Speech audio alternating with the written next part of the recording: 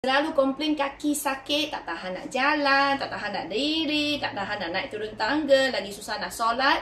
Korang cepat ikut video ni punya senaman. Simple, tak lari lompat. 14 hari kemudian, kaki semakin kuat.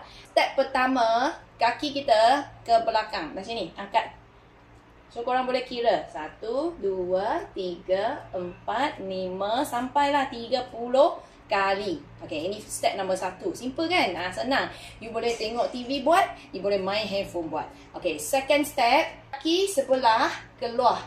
Bila keluar, sentuh je jari. Angkat tu, Mik. Balik, belakang, sama juga. Sentuh je jari. Depan, belakang. Depan, belakang. So, buatlah. Bila-bila masa sahaja. Kiri kanan sama. Depan, belakang. Depan, belakang. So, badan kena stable. Jangan ke depan, jangan ke belakang. Kalau korang selalu angkat kaki kan, badan tak balance, korang pegang je lah. Macam ni. Pegang dinding ke, meja ke, kerusi. So, korang boleh lebih stabilkan you punya kaki. Macam ni. Okay, ni 30 kali. Lepas tu, depan, belakang. Depan, belakang. 30 kali. Sebelah kanan, 30 kali. Sebelah kiri. So, kita repeat 3 hingga 4 kali. Tengok keadaan. Ada orang kaki dia sangat lemah. So mungkin 1 round je lah you boleh buat. Kalau you punya kaki dah semakin kuat, buat sahaja. So senaman ni tak semesti korang nak pakai baju tayar. Ada masa scroll handphone, tengok TV punya time, boleh je amalkan senaman kaki bila-bila masa. Step nombor 1. Ini nombor 2, kaki kanan. Ni nombor 3, kaki kiri.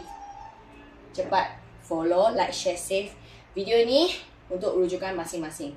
Korang ada apa sakit lagi, bagi tahu Water Mami dekat komen. Nanti Water Mami share lagi banyak senaman yang sesuai untuk korang. Ya, tak lari, tak lompat, jangan risau. Tapi berkesan dalam masa 14 hari. Yang target nak satu badan kurus, cantik punya bentuk badan, korang boleh dapatkan satu set video Water Mami. Hanya bayar RM9.99. Korang akan dapat 15 video. WhatsAppin nombor ini, admin biar nombor, bagi tahu you nak beli video. Nanti kita hantar satu set, iaitu satu badan punya video kasih korang. So you ada masa, you kena buat. Sebab dah ramai kawan-kawan, semakin cantik, semakin kurus, semakin anak darah punya bentuk badan, semakin ikan duyung. So korang yang ada berminat nak beli, contact admin sekarang.